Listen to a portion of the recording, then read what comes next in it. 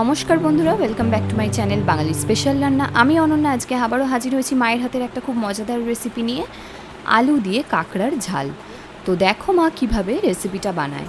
এখানে কিন্তু মা একটু বেশ বড় সাইজেরই কাঁকড়া নিয়েছে। কাঁকড়াগুলো কিন্তু পরিষ্কার করে কেটে বেছে ধুয়ে নিয়েছে। তোমাদেরকে কিন্তু এখানে ভালো করে দেখিয়ে দিচ্ছে যে এই যে দাঁড়াগুলো থাকে কাঁকড়ার, সেগুলোর মধ্যে আমরা যেটাকে নখ বলে থাকি সেইগুলো কিন্তু ভেঙে নিতে হয়, নইলে কিন্তু শরীরের জন্য সেটা ভালো না।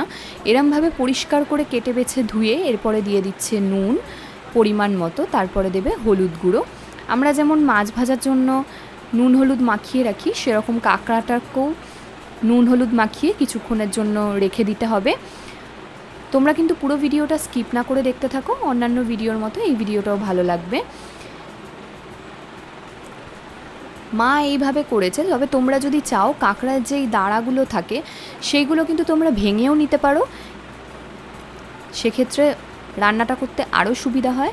এটা জাস্ট দেখতে ভালো লাগার জন্যই মা এভাবেই রেখেছিল। এরপরে দেখো কড়াইয়ের মধ্যে সর্ষের তেল গরম করে নিয়েছে। রেসিপিটা কিন্তু মা পুরোটাই সর্ষের তেলে করেছে। তেলটা গরম হয়ে যাওয়ার পরে কাঁকড়াগুলো যেগুলো আলাদা করে রেখেছিল নুন হলুদ মাখিয়ে, সেগুলো কিন্তু তেলের মধ্যে ছেড়ে দিচ্ছে। এবার এটাকে কিন্তু খুব ভালো করে ভেজে নিতে হবে, একটু কড়া করে ভাজলেই ভালো লাগে। এপিট ওপিট করে কাঁকড়াটাকে ভেজে নিচ্ছে। আমরা কম বেশি অনেকেই কাঁকড়া খেতে পছন্দ করি, আবার অনেকে পছন্দ করেও না। তবে আমি বলবো যে এইভাবে একবার বাড়িতে ট্রাই করে দেখতে, নিশ্চয়ই ভালো লাগবে। এরপরে দেখো কাঁকড়াগুলো কিন্তু ভাজা হয়ে গেছে, মা কিন্তু প্লেটের মধ্যে তুলে নিচ্ছে। এর মধ্যে কিন্তু আর এক্সট্রা কোনো তেল দেবে না, এই যে তেলটা থাকবে এই তেলের মধ্যে কিন্তু পুরো রেসিপিটা হবে। এরপরে দিয়ে দিয়েছে কেটে রাখা আলু। আলুটাকে কিন্তু একটু ভাজা ভাজা করে নেবে। এর মধ্যে দিয়ে দেবে পরিমাণ মতো নুন, দিয়ে আলুটাকে কিন্তু হাফ সেদ্ধ করে নেবে মিডিয়াম ফ্লেমে রেখে। তো দেখো ঢাকনাটা খুলে 2 মিনিট পরে দেখছে যে আলুটা কিন্তু অনেকটাই সেদ্ধ হয়ে এসছে, কিন্তু আরও কিছুক্ষণ সেদ্ধ করতে হবে। এই পর্যায়ে কিন্তু অ্যাড করে দিয়েছে কুচনো পেঁয়াজ। হ্যাঁ, পেঁয়াজটাকে কিন্তু তেলের মধ্যে আগে দেয়নি, এটা কিন্তু মা আলুর সঙ্গে একসঙ্গে ভাজা করে নিচ্ছে। এরপরে দিয়ে দেবে হলুদ গুঁড়ো পরিমাণ মতো, দিয়ে আবারও খুব ভালো করে কিন্তু মিক্সড করে নেবে।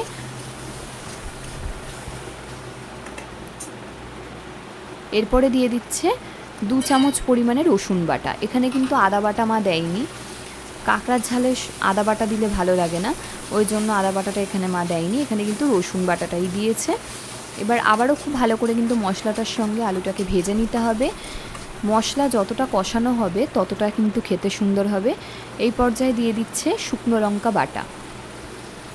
শুকনো লঙ্কা গুঁড়োও দেওয়া যায়, কিন্তু এখানে বাটাটাই দিয়েছে, আর পরিমাণ মতো চিনি দিয়ে দিয়েছে। দিয়ে আবারও খুব ভালো করে কিন্তু মিক্সড করে নিচ্ছে।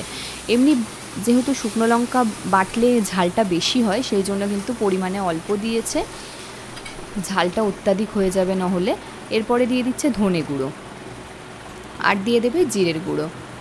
দিয়ে আবারও কিন্তু আলুর সঙ্গে মশলাটাকে ভালো করে কষাতে হবে যতক্ষণ না সাইড থেকে তেল ছাড়তে শুরু করবে।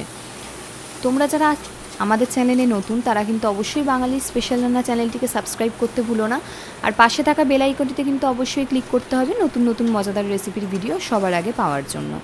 মশলাটা যাতে পুড়ে না যায় সেই জন্য অল্প একটু পরিমাণে জল অ্যাড করেছে, দিয়ে আবারও খুব ভালো করে মিক্সড করে নিচ্ছে।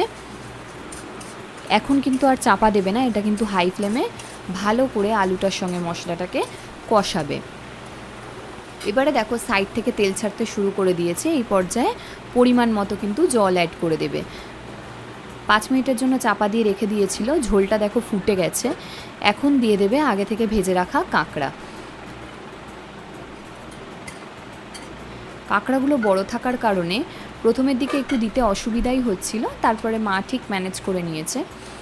উল্টে পাল্টে দিতে হবে, কারণ এর ফলে কি হয় যে কাঁকড়ার মধ্যে ঝোলটা খুব ভালোভাবে ঢোকে। এবার এটাকে দেখো এর মধ্যে দিয়ে দিচ্ছে চেরা কাঁচা লঙ্কা। কাঁচা লঙ্কার যে ঝালটা সেটা কিন্তু খেতে খুব ভালো লাগে। এবার 5 মিনিটের জন্য চাপা দিয়ে রেখে দেবে। 5 মিনিট পরে দেখো ঝোলটা কিন্তু অনেকটা শুকিয়ে এসছে, আরেকটুখানি টানতে হবে, আরেকটুখানি শুকোতে হবে, নইলে ভালো লাগবে না। তোমরা যদি মনে করো যে এই কাঁকড়ার ঝাল রেসিপিটা আলু দিয়ে করবে না, সেক্ষেত্রে কিন্তু তোমরা আলু ছাড়াও করতে পারো। এরপরে দেখো দিয়ে দিয়েছে গরম মশলার গুঁড়ো। গরম মশলার গুঁড়োটা দেওয়ার পরে আবারও কিন্তু কিছুক্ষণ কষাতে হবে, যতক্ষণ না ঝোলটা পুরোপুরি টেনে আসছে ততক্ষণ অবধি। আবার 2 মিনিটের জন্য চাপা দিয়ে রেখে দিয়েছিল। 2 মিনিট পরে দেখো এর থেকে আর ঝোল বেশি কিন্তু শুকোলে ভালো লাগবে না, ওই জন্য মা গ্যাসের ফ্লেমটা অফ করে দিয়েছে। আমাদের কিন্তু ঝাল ঝাল আলু দিয়ে কাঁকড়ার রেসিপি রেডি। কেমন লাগলো অবশ্যই বন্ধুরা তোমরা কমেন্টে জানিও। আমরা যেভাবে আমাদের বাড়িতে যেভাবে মা রান্না করে খাওয়ায় আমাদেরকে, ঠিক সেই প্রসেসেই তোমাদের সঙ্গে আজকে শেয়ার করলাম। আশা করব তোমাদের ভালো লাগবে। আর ভালো লাগলে প্লিজ প্লিজ আমাদেরকে কমেন্ট করে জানিও, আর লাইক শেয়ার করতে কিন্তু ভুলো না। Tata, thank you.